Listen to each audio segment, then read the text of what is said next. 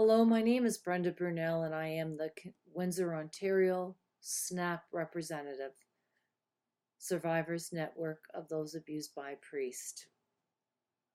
Back in early May, I had invited people from across this country who clearly represent the crisis in our Roman Catholic Church, that being the sexual abuse of children and adults by clergy.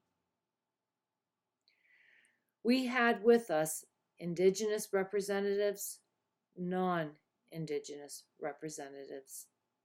We had representatives from the East Coast. We had representatives from the West Coast. We had representatives of those abused as children and those abused as adults. We had representatives of those abused as males and those abused as females. We sent in advance an open invitation, a letter to the Canadian Catholic body, themselves a charitable organization, asking to address their assembly and to provide a solution to this problem.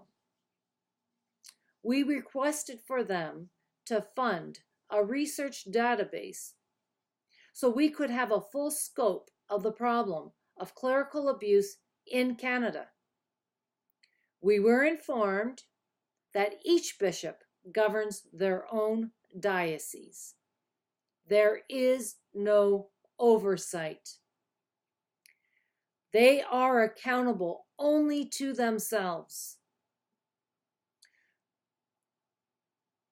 Not one of us during our stay in Cornwall this past week received a phone call, and yet they knew we were there. That speaks volumes to their intent and to their desire to end this crisis. We each traveled from all parts of Canada, and we remained in Cornwall for the duration of the assembly.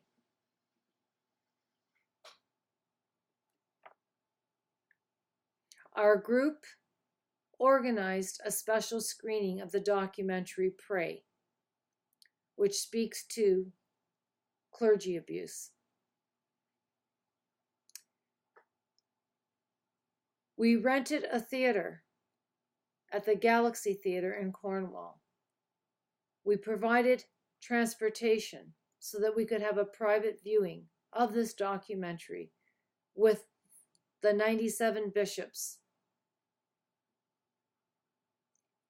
Our invitation was turned down.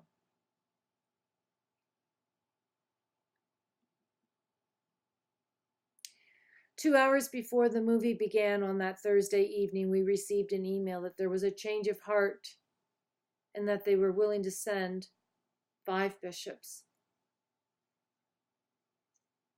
And that our transportation was not required.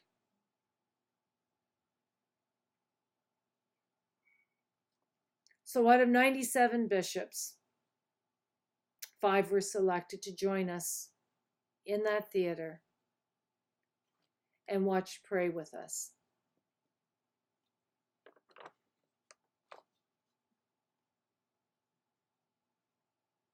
Sexual crisis in the church was not on the agenda this year for the assembly to discuss.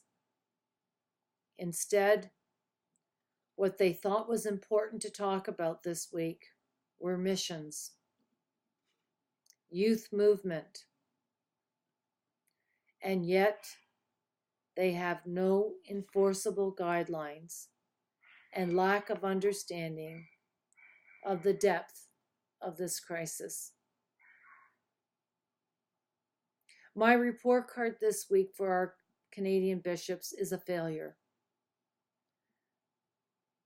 To have turned down this opportunity to meet with us, to allow us the opportunity to address the entire assembly, not just 5 bishops, but the entire assembly, as we were representing all of Canada as survivors, we at the very least wanted to address all the Canadian bishops who respectively represent their dioceses across Canada. Shame on them. As for the advocacy people who traveled across Canada, ECA, global organization, that represents ending clergy abuse.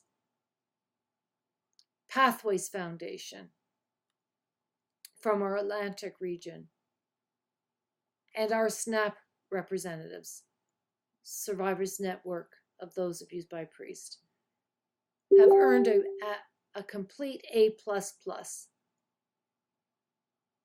But it became evident to us, this is a dialogue that must come into the community. Our MPs must be contacted. This church is not going to change. They have the power, they have the money, and they are each self-governing. The only way this crisis will come to an end and our children become safe is if Canadians stand up and say enough is enough, and we demand action now, not these empty promises, these guidelines that may or may not be enforced. We need accountability. We need our community to stand up and demand this, regardless if you belong to the Catholic Church or not. There are two sides to this problem. There are the abusers and the enablers, and then there are the victims. I ask the community who you stand with. Them, or do you stand with the victims? Because you simply can't do both. Thank you.